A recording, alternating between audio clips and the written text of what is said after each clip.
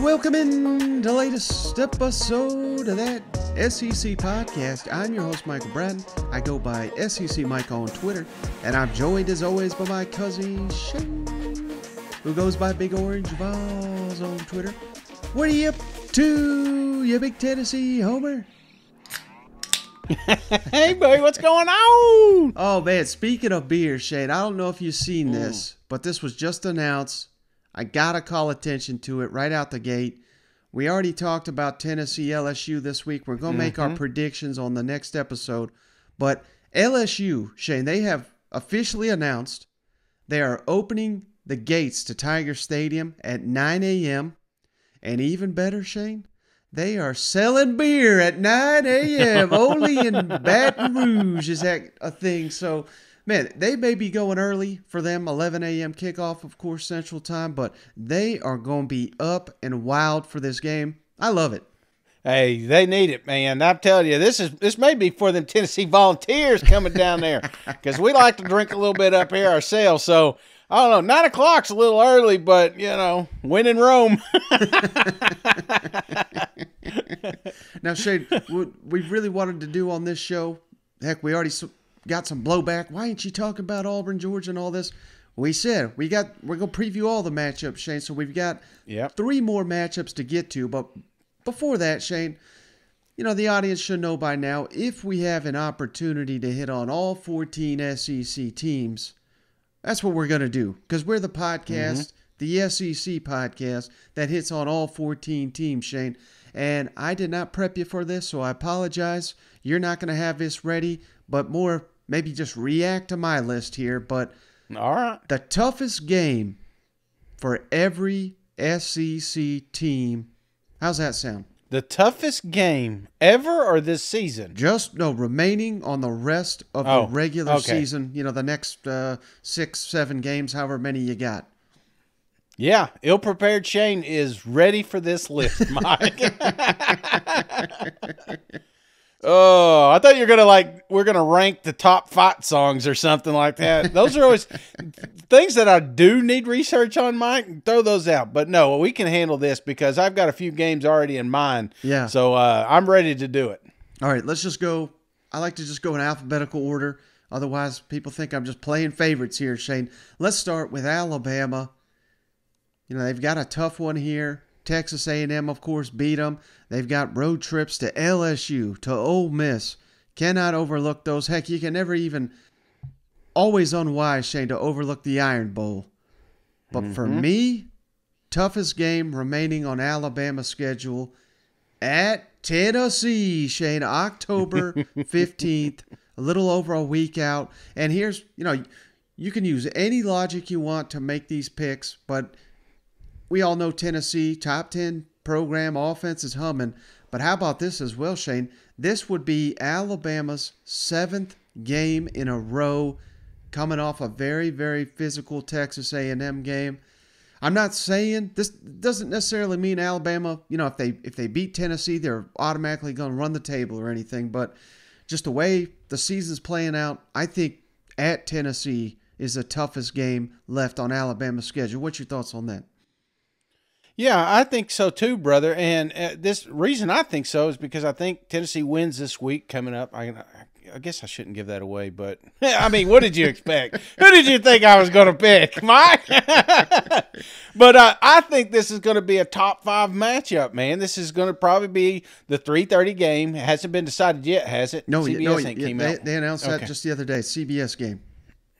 Okay, well, rightfully so. I think this thing is going to be absolutely electric. You got Alabama undefeated. You'll have Tennessee undefeated most likely. Again, not trying to give away any of my picks, but I think that this is going to be a hell of a matchup. And one thing that I really think is going to be a factor is the quarterback. We don't know Bryce's situation. We don't know if he's going to be healthy this week.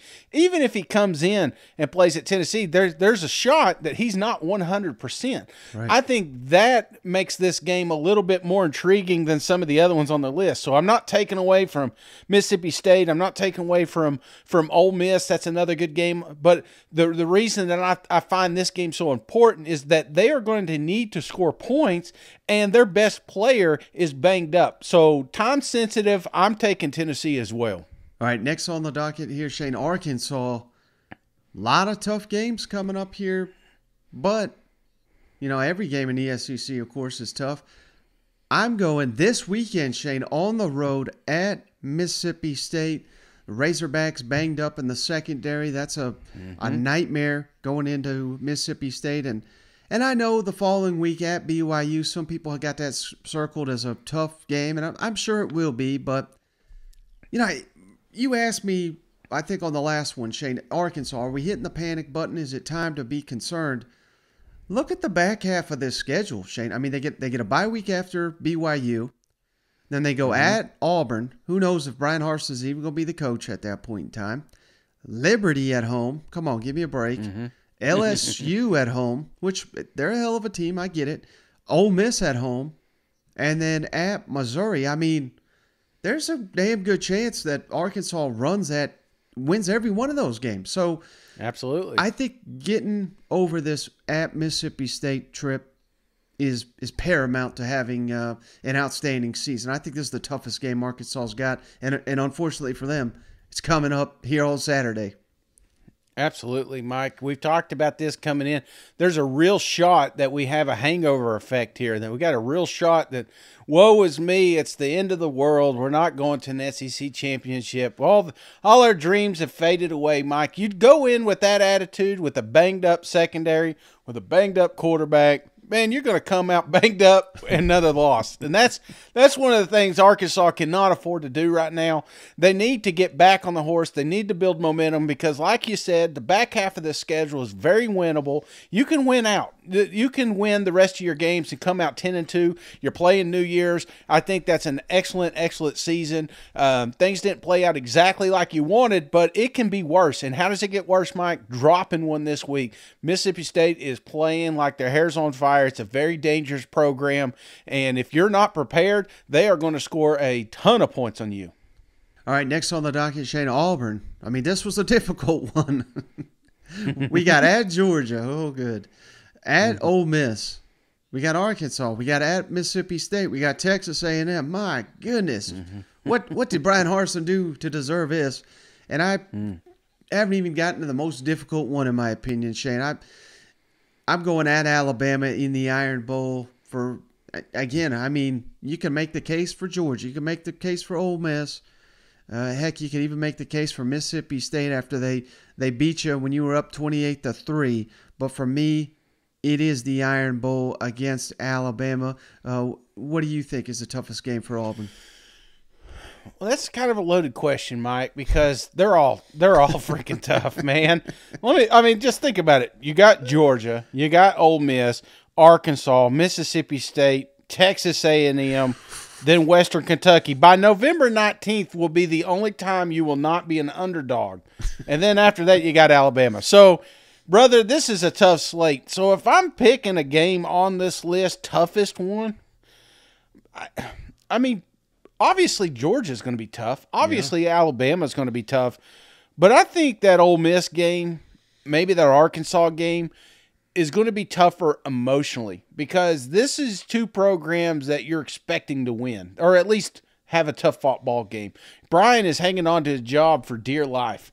And I think if they lose to Georgia, I think Brian keeps his job. He loses to ranked Ole Miss. Now, if Ole Miss drops one, then this one gets a little bit more intriguing. But that Arkansas game, I think that's the sleepy one there because if you drop these next two games and lose Arkansas, there's a real shot after that home matchup that's the last time we see Brian down there on the plane. So I'm going to put, the more I think about this, I'm going to put the Arkansas game. Not saying that these other teams aren't tougher. They are very tough. But the expectations are going to be staying in an Arkansas game, potentially winning an Arkansas game. And if they get blown out or if they lose embarrassingly there at home, it's over, brother. The hot seat couldn't get any hotter. Yeah. All right, how about Florida, Shane? We got Missouri this week. Hey, some people may roll their eyes. We're going to preview that game in a minute, but Missouri has been a lot more competitive, I think, than people realize against the Florida Gators. LSU, I know them Tennessee homers expect a big win in Baton Rouge, but let's say LSU were to knock off the Vols. I mean, suddenly that is a red-hot LSU you got to play at A&M, at Florida State. Florida State looks like this is the best Florida State team in years. But, I don't think there's any other option than the Georgia Bulldogs in Jacksonville. Toughest game left on Florida's schedule. The good news, Shane, they get 2 weeks to prepare. The bad news, so does Georgia. I mean, they both get an extra week to prepare, so it's kind of a wash there. Do you agree? Florida, toughest game, Georgia.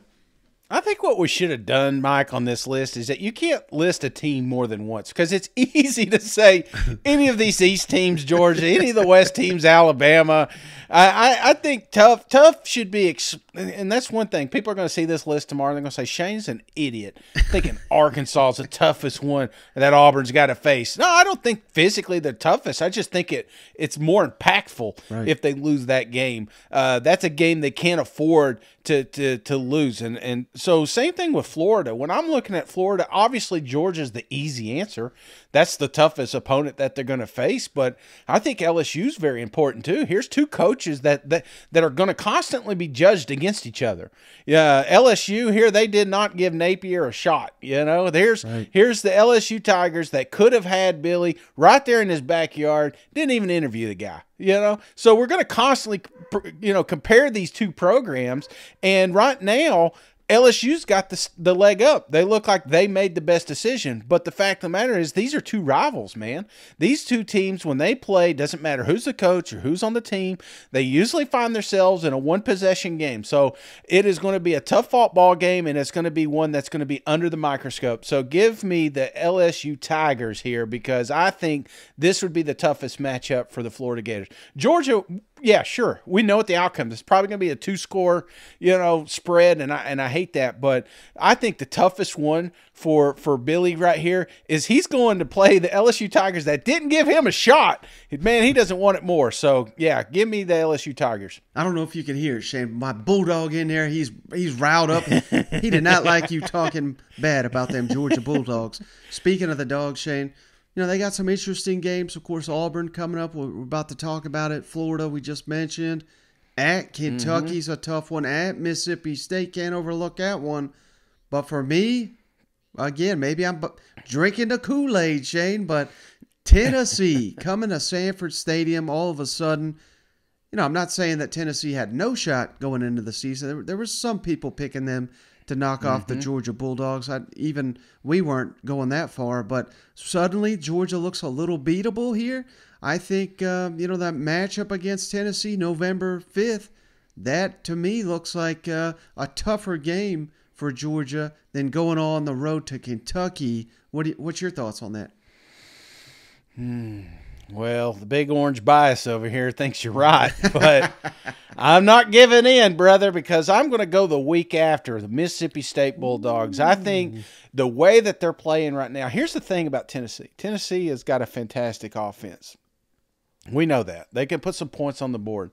But one thing they're struggling at is defense. Yeah. So the very next week, you got a team that is excelling at both sides of the ball right now, on offense and at defense, and you got them at home after the Tennessee game. I mean, it's painted as a perfect little trap game, and I don't think it'll be a trap game because if Mississippi State keeps doing what they're doing, they'll be a top 15 team at this point. So give me Mississippi State right now, just the way that they're playing. Nothing against the Tennessee Volunteers. Obviously, I love them, and I'd love nothing more than a big upset here. But I just think Mississippi State is a better matchup for Georgia Bulldogs. Just for what they are good at, Georgia's having trouble stopping. So, and that's running and passing. So they could be two-dimensional. Tennessee Volunteers got a good throwing game, but we haven't found the run yet. So I think Mississippi State's just a little further ahead than we are on the offense. Okay. Now let me pause it for a second because I hear them volunteers typing at me right now. Don't get me wrong. I still think Tennessee's going to be an excellent matchup, but we're talking the toughest matchup. Going down there with the Cowbells in Mississippi State or playing a game at home against Tennessee, which one do you think would be the tougher matchup? That's, I guess, probably, I'd say it's 50-50, but I'm leaning more toward Mississippi State just because of the location and the time of the schedule. No, I like that. I like that. All right, how about Kentucky? Shane, again, South Carolina this weekend. Can't overlook the Gamecocks, although you have owned them. Mississippi State comes to Lexington next week. Again, they could be red hot, very dangerous. At Tennessee, and then Georgia at the tail end, and can't overlook Louisville. I know you kind of own them at this point in time, but that's a rivalry. You're getting them at home. For me, Shane, man, I almost want to pick Tennessee, but I can't pick Tennessee for every damn game on this list. So I'm going Georgia because that's the team Kentucky is measuring itself against now. That's the team they just have not gotten over under Mark Stoops. And it just seems like, that is the final hurdle that they must cross to get to Atlanta. Of course, winning in Neyland Stadium, I'm not saying that's going to be easy, but beating Georgia, even though it's at home, I think that's your toughest game. What's your thoughts? Oh, my thoughts as I look over all that free bourbon sitting behind me. I'm going to have to say the Tennessee Volunteers, man.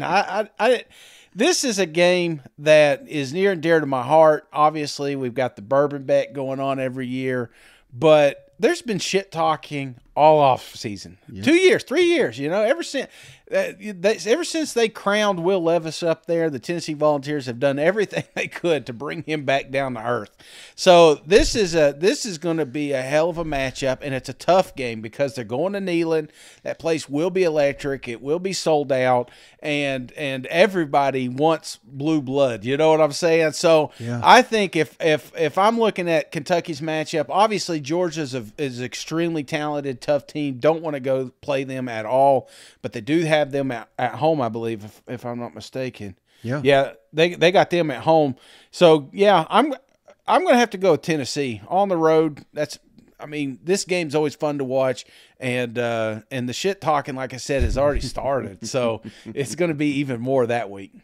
All right, how about LSU, Shane? You want to talk a team that's overachieving, but then I sit here and look at the schedule, and I'm like, oh my goodness, Cinderella maybe getting her heart broken here. If we don't play a little bit better. We got Tennessee at home, of course. Then we go on the road at Florida. Come back home for Ole Miss, which is red hot, undefeated. Get a bye week. Alabama at home. Oh, God. At Arkansas. At Texas A&M. Good night. This is a gauntlet LSU's about to run through.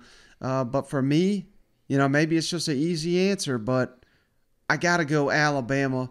This always seems like a personal game to Nick Saban, and in this rivalry, I hope that Brian Kelly can make it great again. I know obviously 2019 that was one heck of a game, but I would love to see more competitive LSU Alabama football games, and hopefully we get it this year. So I'm going Alabama. I think that's the toughest test for LSU. How about you?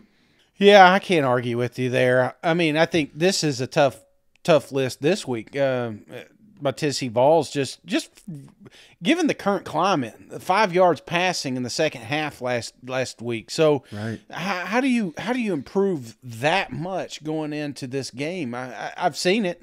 Trust me, I've been on the receiving end. Tennessee, we've been like, there's no way we're going to lose this one, and then next thing you know, we're getting our asses beat. But I'm not saying that's going to happen this week. But what I am saying is about as tell as old as time is Alabama's got your number right now, and they're going to have it for a little bit. So I'm looking at toughest matchups. Bryce probably healthy by that point, so give me Alabama Crimson Tide there. Yeah, and just to sum it up one more time, Shane, LSU schedule, 3 of the next 4 are currently in the top 10.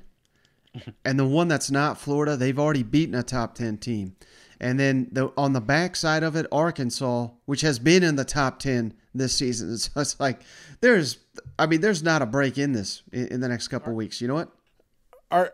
One of the things we talked about with Ole Miss is that little fool's gold, little butter me up here. Mm-hmm. The only asterisk on that schedule is Mississippi State. I really feel like they blew that opportunity, but they did come together and they did find a way to win. So I got to give it to the Tigers here. But are we a little too high on LSU right now? Are we giving them a little too much credit? Because like you said, the schedule goes Tennessee, Florida, Ole Miss, Alabama, Arkansas. I mean, after that, brother, that is a slate. How many games do you really think they win out of there? I don't think I can really answer that, Shane, until we see them on Saturday to see how they match up against Tennessee. Because I think you're right. I still, and people give me hell for saying this, I think Mississippi State should have won that game. I think they kind of collapsed, and they didn't play well. If they played like they did against A&M, they would have killed LSU. But they let LSU hang around, and they got dominated in the fourth quarter. I get it, but I still think I don't know. So LSU's got a long way to go to prove that they're an SEC contender. But hey, they beat Tennessee by a touchdown or two. I'll be changing my tune pretty quick, you know. That's what I think it is. I mean, we're gonna figure out real quick if Kelly's the real deal. Yeah, in my opinion. I mean, they're top 25. They're 4-1 right now. They're playing great. You know, they find ways to win. That's all that matters. And it's ugly, but who cares? At the end of the day, when the clock is done and you got more points than the other team, that's all that matters. That's what we pay them to be down here for. So I think, like you said, this week is the first LSU test, in my opinion. And if they can hang around and potentially beat Tennessee, shit. I mean, watch out. LSU may be hanging banners before long. Now, you want to talk someone with an easy schedule up to this point, Shane. Ole Miss. I thought you were going with them with fool's gold here. Top 10 Rebels. They got a top 10 win, so we can't take that away from them. Coming up at Vanderbilt, we're about to preview that game. Come back home for Auburn.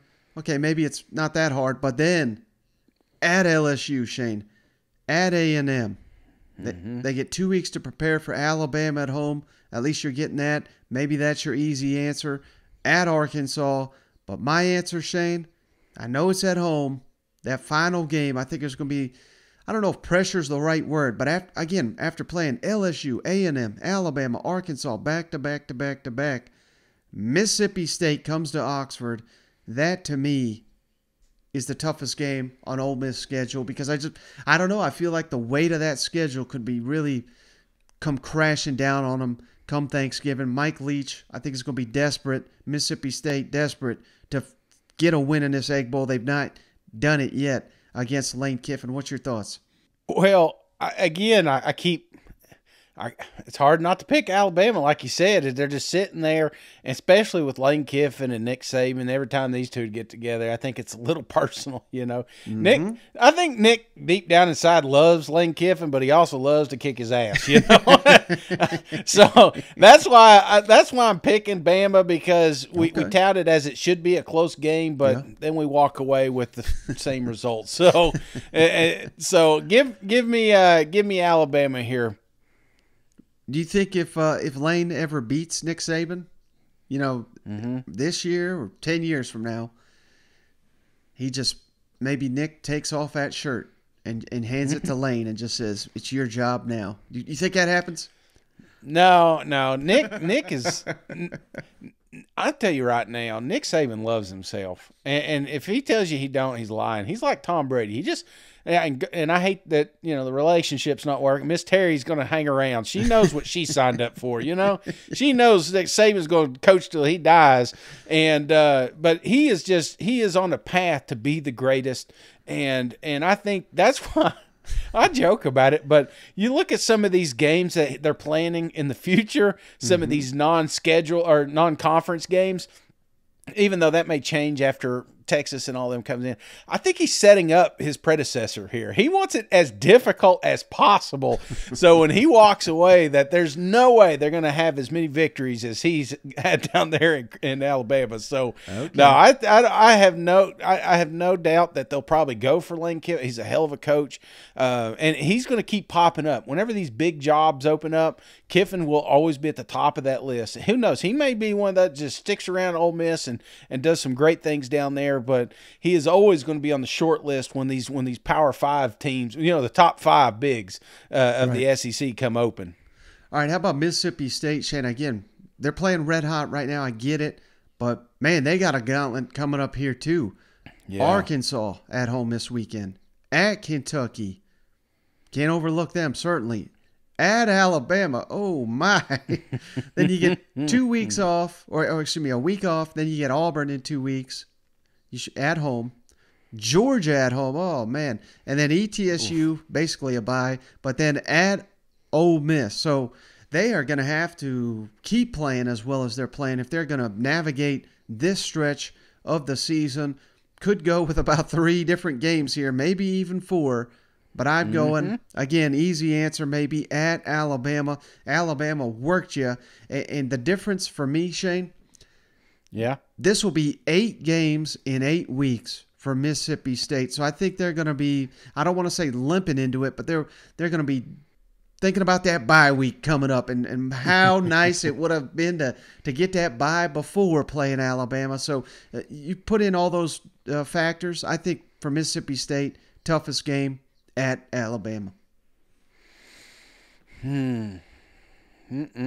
Mike. That's tough. When I see Alabama and Georgia on the schedule, it's like flip a coin, in my opinion. Yeah. So since you picked Bama, I'm picking Georgia Bulldogs here because I just think at this point, Georgia's going through something right now. They're going through some growing pains and maybe some identity things, a little pointing fingers in the locker room maybe. But I think eventually that's going to correct itself, and then these guys are going to be back in rare form like they were the first 3 weeks of the year. And I think toward the tail end of the season is when they find it, and that's where they're going to find Mississippi State, unfortunately. So give me the Georgia Bulldogs in this one. Okay, I can't argue with that. How about Missouri, Shane? At Florida, again, that's going to be tough. Vanderbilt after a bye week, at South Carolina, Kentucky at home, at Tennessee, New Mexico State at home, and Arkansas State at home. That's the slate. But for me, putting those orange glasses back on, Shane, at Tennessee. That was the biggest whooping that Drake has gotten in his entire coaching career last season. Tennessee's offense just thrashed you. They could have scored 70 points. They took their foot off the gas there a little bit, but going on the road to Neyland Stadium, man, that's rough right now. So I think that's Missouri's toughest game. How about you? Yeah, I'm with you there, Mike. Close second, maybe Arkansas there at the tail end of the season, as you're coasting into the finish line. But I think you're right. When you look at Tennessee, what they were able to do to them last year, here's a Mizzou team that I think's gotten better, but just they're not going to be able to keep up step to step with what they're doing over there in Rocky Top. Short of there being some significant injuries or something, I don't see Tennessee letting this be a ball game. So give me the Volunteers on this one as well. Now, how about South Carolina? Shane, you want to talk tough schedule here at Kentucky? Get a bye week. They get A&M, Missouri. Both those are at home. Then at Vanderbilt, at Florida. Florida's going to be looking for revenge. Tennessee at home, and then at Clemson. Ooh, boy, that's a tough one right there. There's a number of games you could go with, but for me, and maybe it's not so much the quality of the team necessarily, but it's the importance of the game to the program, to the coaching staff, to everybody in that state. Shane, I'm going on the road at Clemson because we know Clemson's going to. They get to fill up on cupcake after damn cupcake in that weak league they're in. I think they got one game they got to win every year. So for me, I think that's South Carolina's toughest game. Going on the road, face the Clemson Tigers. How about you? Well, Mike, it sure the hell ain't Clemson.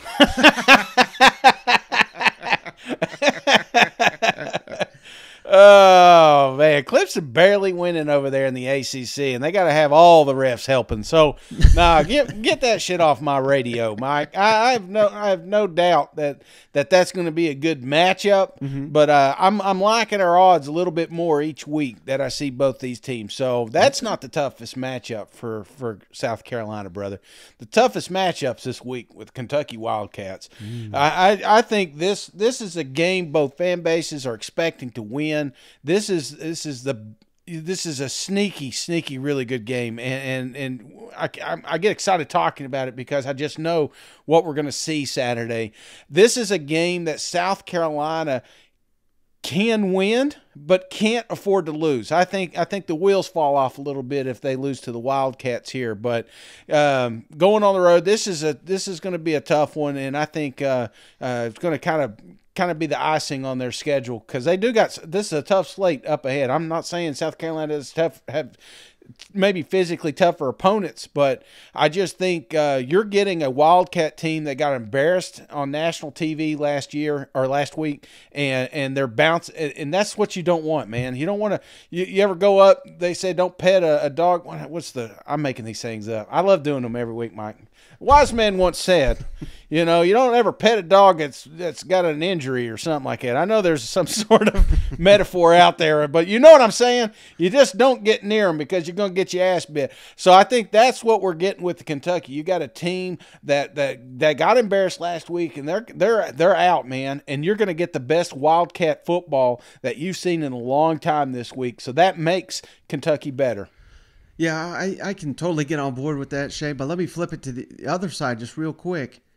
If South Carolina beats Kentucky, yeah, man, think about the momentum you'd get from that. I think all of a sudden your season is looking like, hey, we got something here because, like you said, A&M's struggling. You get them at home. Mm-hmm. Missouri's at home. At Vanderbilt. That's your next three. I'll say this. I think Kentucky's better than all those three teams.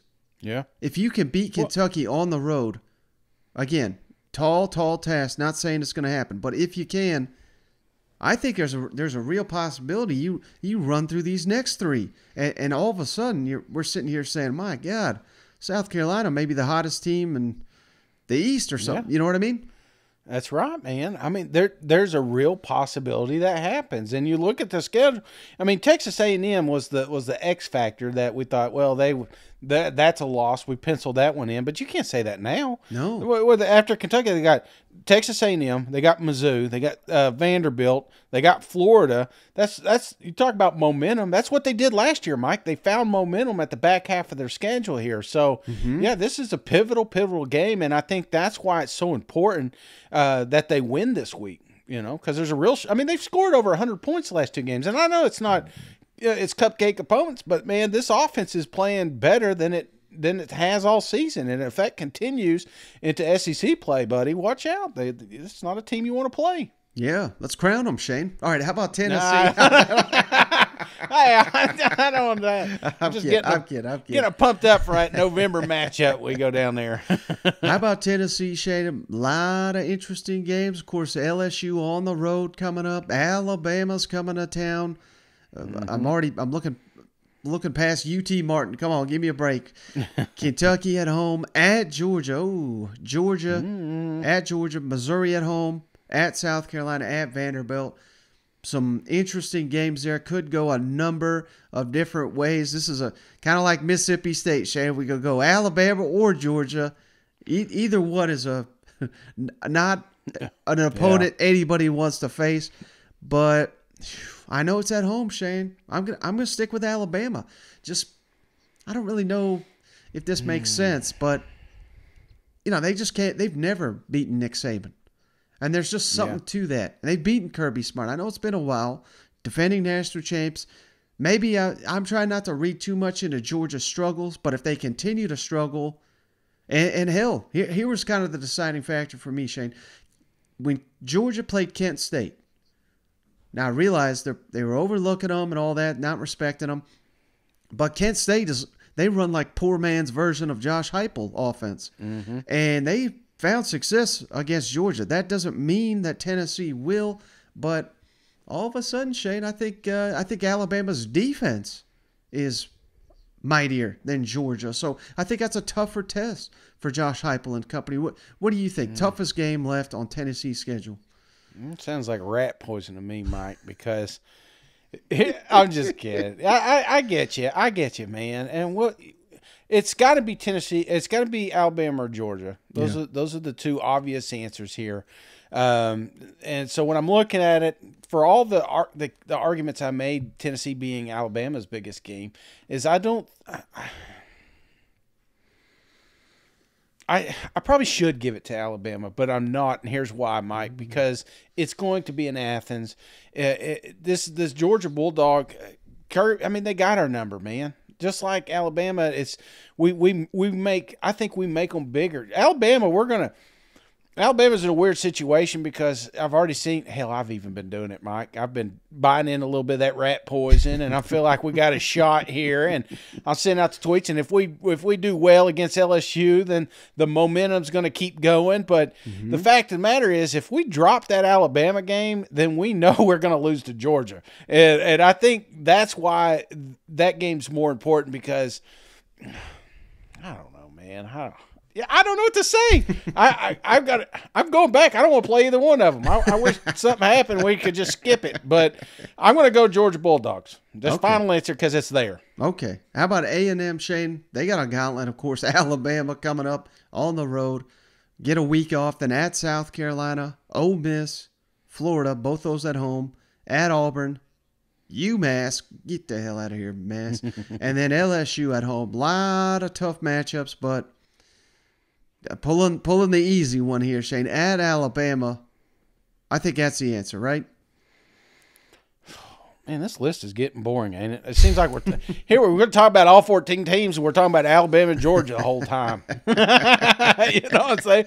We should have done it toughest teams besides Alabama and Georgia. So, obviously that's the toughest matchup. All the shit talk in this offseason. This is going to be a little bit personal. Nick Saban's already fired up, but I'm not gonna take the easy road, Mike. I'm gonna pick something else here on the list. Let me take a look here. Let me take a gander. No, I'm gonna go Alabama. Maybe Ole Miss. I'll put Ole Miss on there. Let's just put Ole Miss. Let's get them on the list. And the reason is, this is a Texas A&M program that has a real shot to. I mean, they're obviously going to most likely lose this week, but they got a real shot to bounce back against South Carolina, and there's a real potential that if they play their cards right, they can build a little momentum toward the end of the season here. But sitting right there in the middle of it is the Ole Miss Rebels, and if we've learned anything about Lane Kiffin is he's going to have something dialed up. It may not be pretty. It may be he may slow it down. It may be the most boring game you've ever watched between these two opponents. There may not be one pass thrown in this game. There's a real possibility that happens. And I just think if that is the case, that Lane Kiffin's going to come out victorious. So, give me, just to mix it up a little bit here, give me the Ole Miss Rebels. All right, and then Vanderbilt, Shane, last team. Good news is they've already played Alabama, so we can't say that. Bad news is, Shane, they got a trip to Georgia coming up here. So, oh, man. But they do get Ole Miss this week. That's going to be a tough one. Thankfully, they've had 2 weeks to prepare, and Ole Miss is coming off a very, very physical game where now that everyone's patting them on the back saying they're, top. They are top 10. So they got at Missouri. They got South Carolina, at Kentucky, Florida, Tennessee. Oh my goodness! All right, this is where we're going to really find out about Clark Lee's team here. But I mean, it's got to be at Georgia, doesn't it? All right, Mike. When I'm looking at this list, I'm going to mix it up a little bit here. There's some games in here that clearly I don't see Vanderbilt winning, and again, it's not rocket science. But I do think there's a couple of games they got to break this SEC victory streak. I talked about potential upset this week. It's a good shot, but realistically, there's a few teams on here that if they play their best game, they can stay in it. And I'm looking. So if I'm saying toughest, and I'm just saying toughest because it's closest expectations to a victory possibility, I'm going to go South Carolina Vanderbilt. Ooh. Here's a game they've got 2 weeks to prepare for. Yep. It is at home. Vanderbilt's not really known for home field advantage, but if they can buy into this one, brother, there's a real shot they can get their first SEC victory. They're going to have to play. Swan's going to have the greatest game. This defense is going to have to dial up, try to get a few more 3-and-outs, try to be, Clark Lee's, if anything, he's got a gritty program, but I think this game's going to be tougher because they're going to go in with that hope. That's the thing. if you don't expect to win the game, it doesn't hurt as bad because you didn't expect to win the thing. But if there may be a little hope going into that South Carolina matchup that, hey, we're going to get this thing, and if they drop it, then it hurts more. So give me toughest ball game, South Carolina. Final answer. I'm almost surprised you didn't say Tennessee there, Shane. Well, that's one of those you just pencil in right now. Yeah. All right, Shane. Hey, we got some games to preview, but real quick, just want to provide the latest update on KJ Jefferson from old Sam Pittman. This was during his Wednesday media availability. Let's kick it over to him. KJ practiced today. I don't know what that means, to be perfectly honest with you. He still has a ways to go on that, and so we're certainly not going to play him unless he's capable and healthy and all those type things. And we're going to take him on the trip. Whether he plays or not, still waited to be seen. We've got a few more days to figure some of that out. Yeah, so we still don't know, Shane, if KJ's going to go, but of course that's going to be paramount to them winning at Mississippi State, red hot Mississippi State. So I just wanted to throw that little nugget in there. We hope he's healthy, first of all, but if he is, he can take the field and because he really needs to bounce back, because he's probably going to be in a shootout down there with Will Rogers. You know what? What's the spread done? Have you checked on that lately? I haven't looked at it today. I think it opened Mississippi State by 4, and it's jumped up to Mississippi State by 8, because I think the anticipation is KJ may not play. Okay. All right. You hear that, gamblers? We could pause it if you need to get on there. So, but hey, Shay, as promised, we already upset too many people. Let's talk Deep South's oldest rivalry, Shay. Georgia hosting Auburn, and boy, am I glad we waited, because we got some talking coming from the plate. So we'll get to that in just a second. Shay, Georgia's won 5 in a row, of course, but in the series, I should say, 5 in a row in this series. Do you still have that in front of you, Shane, the all-time record? Total, 62 Georgia, 56 Auburn, 8 ties in this matchup. Largest margin of victory, 41-0 for the Bulldogs. Largest victory for the Auburn was 44-0. This is a very streaky game. Yeah. This is one that usually whoever owns it for a little while, and right now it's been in favor of the Georgia Bulldogs. Right, and it's interesting, Shane, because I don't want to say Auburn is peaking or anything, or they certainly are improving, but my goodness, Shane, you want to talk about riding the roller coaster, that crazy Missouri game, then you come back, you jump out to a big lead against LSU. I for the life of me, I thought, man, they're going to do this. They're going to beat LSU, but they drop it at home. That's got to be heartbreaking. Now you're going on the road to arguably, depending on who you ask, the toughest team in the country. But Georgia, on the other hand, Shane, they've been sliding a little bit for whatever reason. Of course, it's different at home. Jalen Carter, their standout defensive lineman, he's out, so that helps you if you're Auburn a little bit. But right, I don't know, how concerned are you? I guess that's kind of the main question going into this one. That Georgia, that this is 2 weeks in a row now where they've not played up to that Kirby Smart elite standard. Any concern that they don't get there this week against Auburn? A little bit, man. They're really having a tough time stretching this field, and that's what's getting these defenses creeping up and making it tougher for Georgia to do what they've been able to do. So, right. We need some players to step up. I expect a few dialed up long balls in this game, but when you're talking Auburn, Georgia. Yeah, it's been streaky, and Georgia's owned them here the last 4 or 5 meetings, but it hasn't been blowouts. There's been plenty of times it's been a tough fought ball game to the very end, and who's to say that it's going to be any different this week? Because Auburn, here's a team that has nothing to lose. Georgia's the only one coming in with the expectations. If Auburn can come out and win this thing, this is their SEC championship, brother. So that makes them dangerous. And the fact of the matter is, there's something coming out. I mean, these guys are watching tape. There's a reason that Mizzou kept it close. There's a reason that Kent State kept it close. That they're seeing something there, and we're all kind of seeing it. But Georgia is not playing as flawless as they were week one. And I think maybe that because they're relying on too many individuals. They kind of got away from that team approach. That we need more people involved, and they've got plenty of talent on that roster. They got to find it this week, man. Now, and let me ask you this, too, because I think this is a big question for a lot of Georgia fans. Shane, you come out, you're so dominant, so impressive, and it's a lot of youth on this team. You know, heck, they haven't – not this team specifically has not won the championship, but they're walking around like the champions. They deserve it because what they did last year. But any chance that maybe that rat poison has seeped in there? They're getting told how great they are, and I don't know if you saw it, but there was I don't want to call it a fight, but there was in the pregame with Missouri there was words exchanged, and Georgia's everybody's Super Bowl now. And I wonder just if, the youth and inexperience, if that's starting to get to this team a little bit to where, maybe they're not quite ready to handle the mantle of being the defending champions. Does that make sense? Yeah, something's going on down there.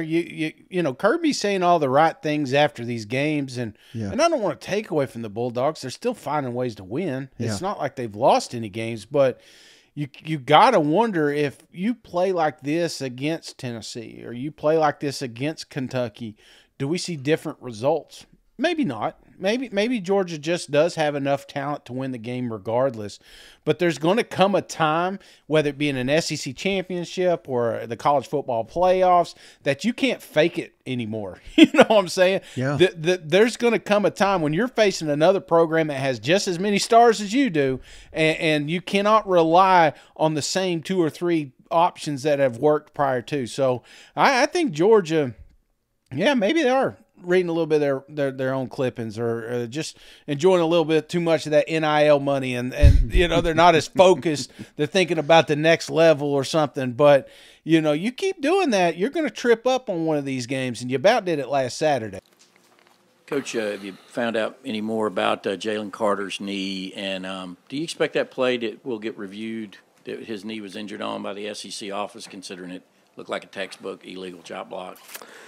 I talked to the official during the play. I mean, he felt comfortable about what the play was. We talked about it before the game. They have a lot of backside cuts. Auburn, a lot of teams use the same method. So hopeful, that we can keep our players safe, do what's within the limits of the game and the rules. But that's not for me to decide, to be honest with you. But Jalen's going to be a week or two. Not sure it's MCL like expected. We don't know how long it's going to be, but it doesn't look good for this week. Yeah, Kirby, kind of on the physicality front, after watching the tape, what do you think about how the run game did on Saturday? And you mentioned after the game that y'all went to some gap plays in the second half. Is that something you think y'all maybe discovered some? Is that something you could maybe go to more going forward and have success in the run game?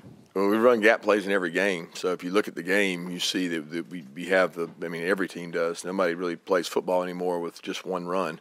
There's a lot of multiple runs in there, and you can have so many runs that you can't run them all, right? The idea is to have the right ones and execute them well and do things well. But, the tape showed what we talked about the other night. We just didn't play real well up front. They had a lot of momentum, and we got to do a better job. We got to do a better job preparing our guys, but we also got to do a better job in game of making good decisions and putting ourselves in a situation to be successful, or more successful at least. The way the last couple of weeks have gone, how do you kind of balance, maybe we're going to ramp this up and shake out of this if you've been in a funk, or just tell the guys, hey, calm down, we're very good, we're doing right things, and things are coming along? How do you kind of balance those two things? Yeah, I don't look at it that way really at all. I mean, I look at it from day to day. I worry about what we're doing today. It's like I'm going to worry about what we do tomorrow. I don't look at it as you're in a hitting slump or some kind of funk or anything like that, because a lot of that's predicated off what the other team does and what we do. It's very different teams we faced between Kent State and 3 down, Missouri and the way they played us, just different things. So I don't really look at it that way. Curious how you'd gauge the maturity of the team. I guess the way the team started, it kind of quiet a lot of the talk about it being young, particularly on defense, but are we maybe seeing some of that youth still present? Well, I think anxiety would be one of the things that you worry about with a young team, and really the first real road environment, because the South Carolina game played out so different. We started really fast. I guess we're up 14-0, 21-0 pretty quick, and the crowd really never got into the game, took them out of the game. We didn't do that the other night, and so some of those youthful anxiety, guys playing in that kind of atmosphere for the first time.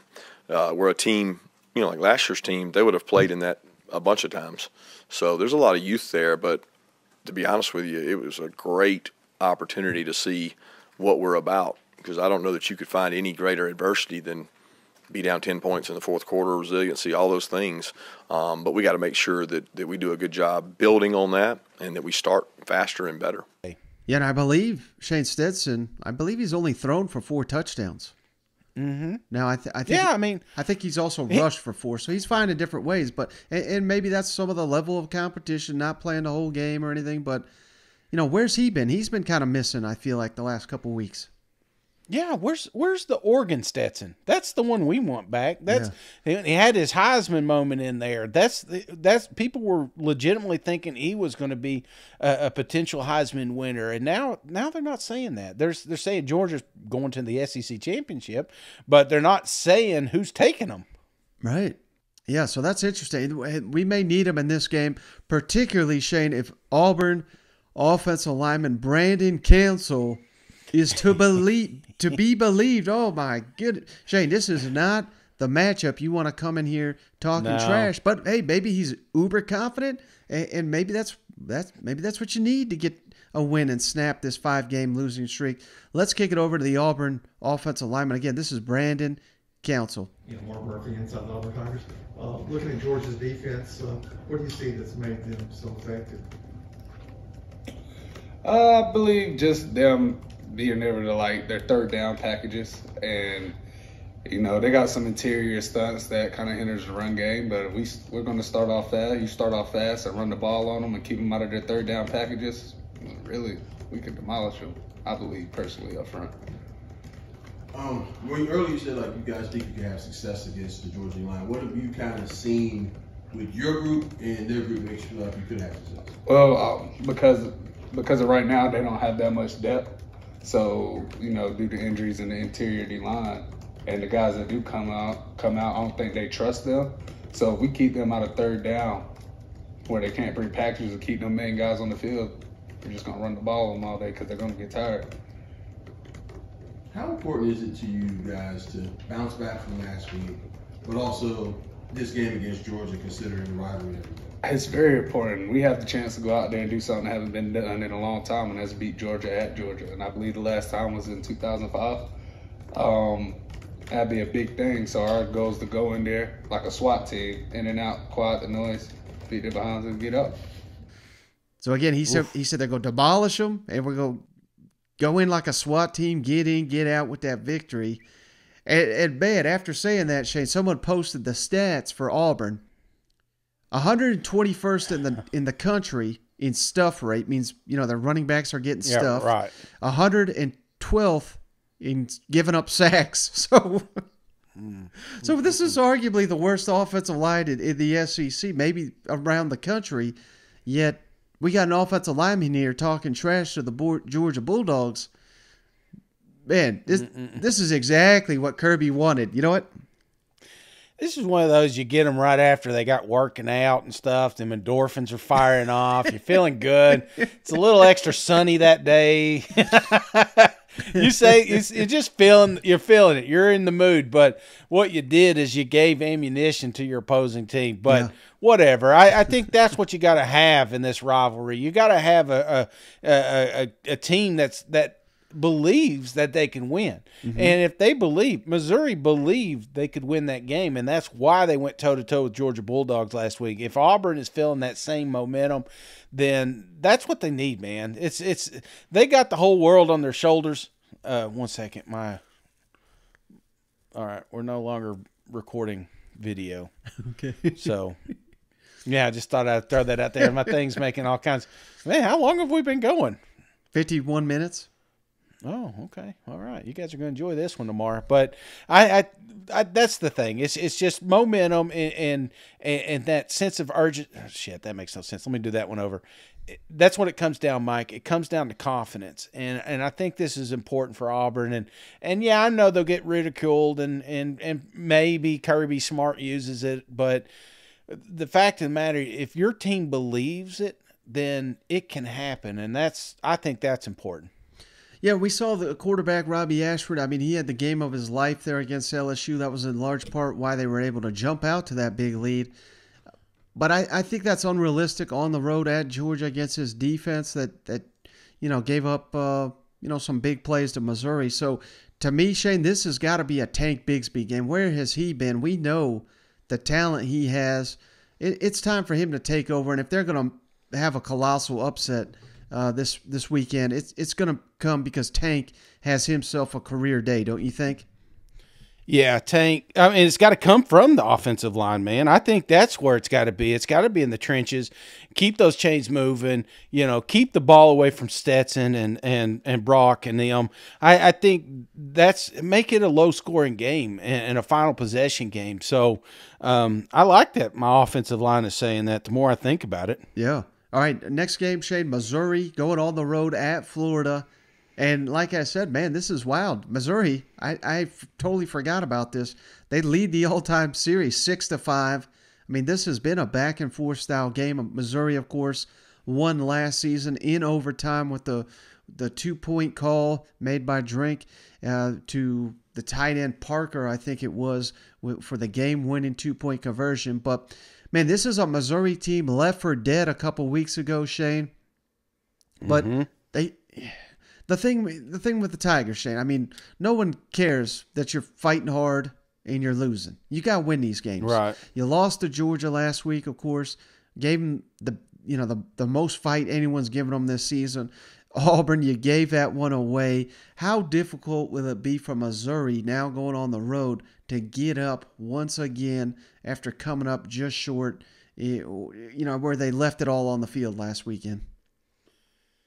Well, I would say that would have been the problem last week because there's not more of a letdown game than the Auburn game, in my opinion. You line it up for the greatest kicker to ever play for the university, and then he can't he can't get that through, and then you have an opportunity to just walk in the end zone and you fumble through it. So I think that would a lot of teams, man, would just pack up their bags and go home. Mm-hmm. And we didn't see that. The fans were packed. I mean, the stadium was packed. It was rocking. There was a ton of energy. This fan base wants to be good, man. And I just think that last week, that right there just gave them momentum. We went toe-to-toe with the number one team in the damn country. There's nobody we can't beat. So right. I think what happened last week was the best, short of winning. Obviously, that would have been really nice.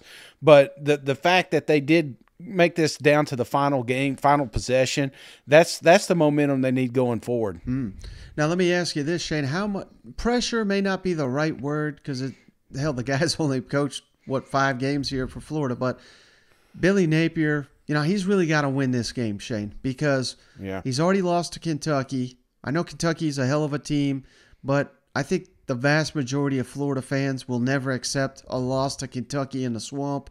You turn around and lose to Missouri in the swamp. Again, they're not going to be running them out of town. That'd be crazy to even suggest. But I think, either they'd say we got a lot further way to go than we realize, or they'd be saying, what in the hell? We're the Florida Gators. We're supposed to beat the hell out of these teams. I don't know. How much pressure do you think is on Billy Napier to just kind of prove that Florida is on its way back? I still don't think this is a program that has a lot of pressure right now. There's games, there's situational games that I think, the Tennessee game is pressure. Florida hates Tennessee, and they're expecting to win that game. I think the biggest one here for me, Mike, is this is a game that Florida is expected to win. Right. And the expectations of not failing is very high. But here you got your quarterback. Say what you want. Anthony Richardson he's a new guy.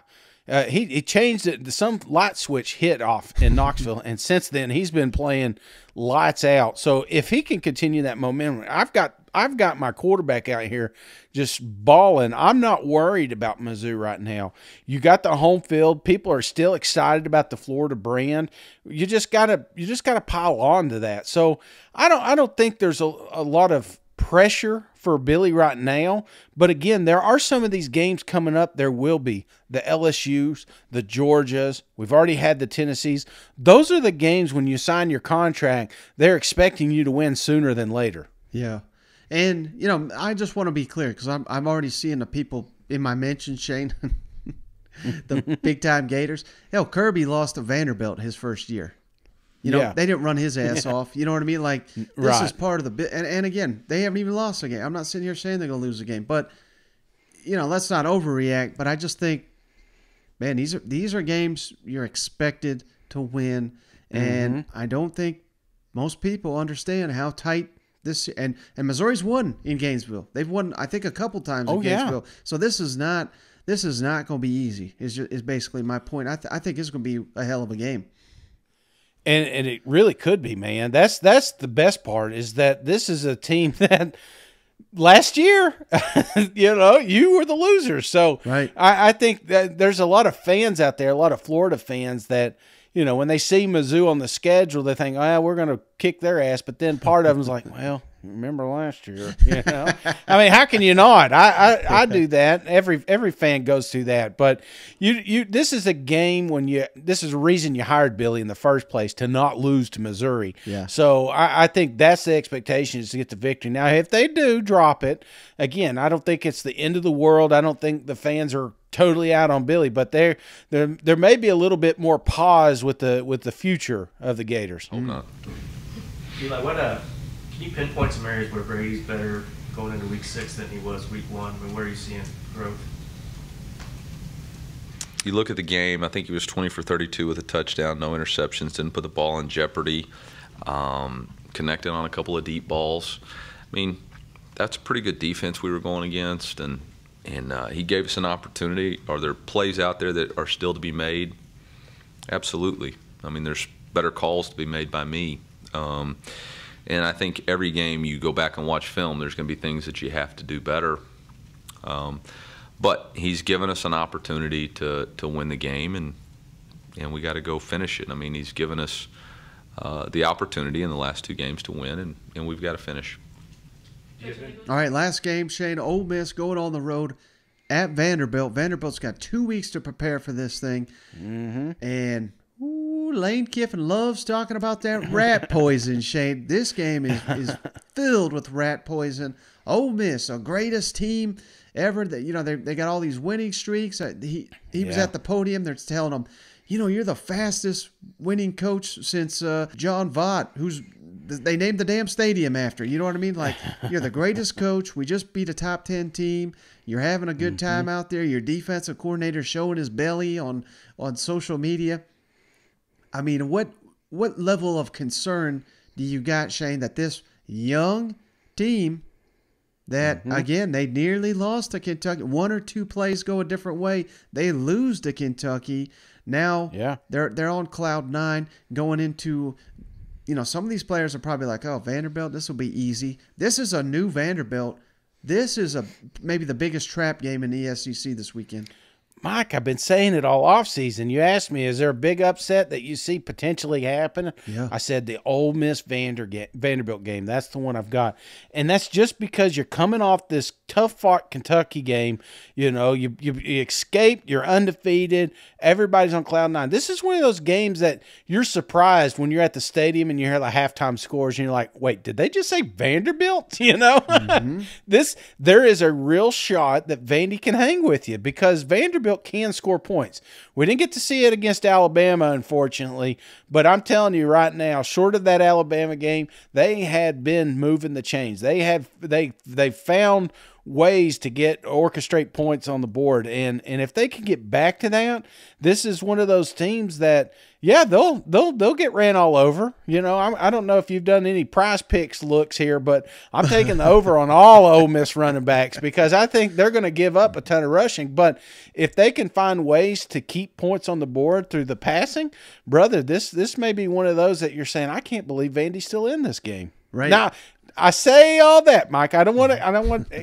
Calm down. Don't tap me yet. I still think Ole Miss is going to win this thing, but I just think that Vanderbilt, you know, a lot of people overlook, and especially coming off that Alabama game, no one is giving them a second thought. But yeah, if Swan comes out slinging the rock, brother, be careful. Who knows? They may even put Mike back there and mix it up and just do something totally different. That's what Clark Lee, I think, needs to do is just be a little bit more, I don't know, risky. Right. And one thing you didn't mention, Shane, if this is a high-scoring game, yes, we know Ole Miss elite on the ground, maybe the best rushing team in the SEC, maybe the country, but let's say they get in a hole and it is a shootout and they need to go to the air. Jackson Dart, young quarterback, on the road. He's thrown to the other team on multiple occasions.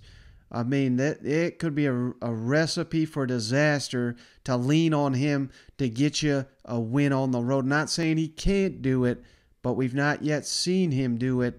And we thought, you know, he was playing with fire last week against Kentucky. I'm just saying, keep that in the back of your mind. But how do you teach your team not to overlook a team like Vanderbilt and not to buy into that rat poison coming off of a top 10 win? Yeah, we spent a lot of time this morning on that.